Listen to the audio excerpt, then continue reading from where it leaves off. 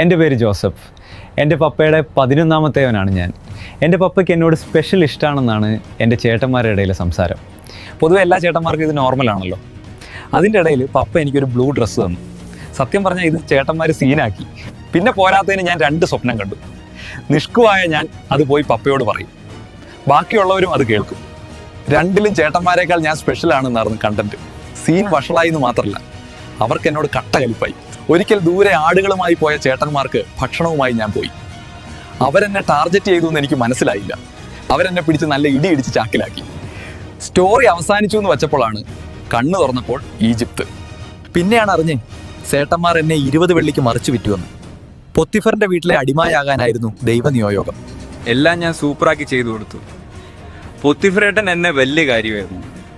എന്നാൽ ആളുടെ വൈഫ് അത്ര വെടിപ്പല്ലായിരുന്നു. ആള് നൈസായിട്ട് എന്നെ വളയ്ക്കാൻ നോക്കി. ഞാൻ സമ്മതിച്ചില്ല. ചേച്ചി അന്നത്തെ IPC 354 എടുത്ത് വീശി എന്നെ പീഡകനാക്കി. കണ്ണടച്ച് തുറക്കുന്ന വേഗത്തിൽ ജയിലിലെത്തി. സത്യം പറഞ്ഞ സങ്കടമായി, നല്ല സങ്കടമായി.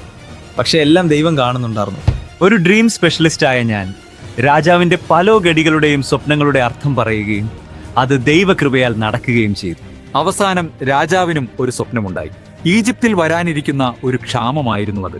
ഞാൻ അതിനെക്കുറിച്ച് രാജാവിനോട് പറഞ്ഞതും രാജാവ് എന്നെ പിടിച്ച് ഗവർണറാക്കി. ക്ഷാമത്തെ നേരിടാനുള്ള മുൻകരുതലുകളൊക്കെ ഞാൻ വെടിപ്പായി പൂർത്തീകരിച്ചു. അങ്ങനെ ആ ക്ഷാമകാലത്ത് എന്നെ 20 വെള്ളിക്ക് വിറ്റ എൻ്റെ സഹോദരന്മാർ എൻ്റെ മുമ്പിൽ കൈ നീട്ടേണ്ട ഒരു അവസ്ഥ വരെ ഉണ്ടായി. അന്ന് ഞാൻ അവരോട് പറഞ്ഞു, ഉൽപ്പത്തി 45-ാം അധ്യായം 5-ാം വാക്യം, എന്നെ ഇവിടെ വിറ്റതോർത്ത് നിങ്ങൾ വിഷമിക്കുകയോ വിഷാദിക്കുകയോ വേണ്ട. കാരണം ജീവൻ നിലനിർത്താൻ വേണ്ടി ദൈവമാണ് എന്നെ നിങ്ങൾക്ക് മുൻപേ ഇങ്ങോട്ട് അയച്ചത്. ഗായ്സ്, കുഴിയിലായാലും ജയിലിലായാലും ദൈവം കൂടെ ഉണ്ടെങ്കിൽ ആർക്കും നിങ്ങളെ തോൽപ്പിക്കാൻ പറ്റില്ല. ആര് നമ്മളെ വിറ്റ് കളഞ്ഞാലും ദൈവം കൂടെ ഉണ്ടെന്ന് ഇടയ്ക്ക് ചെക്ക് ചെയ്തോളാം. ആ കണക്ഷൻ പോയാൽ എല്ലാം പൊളിയും.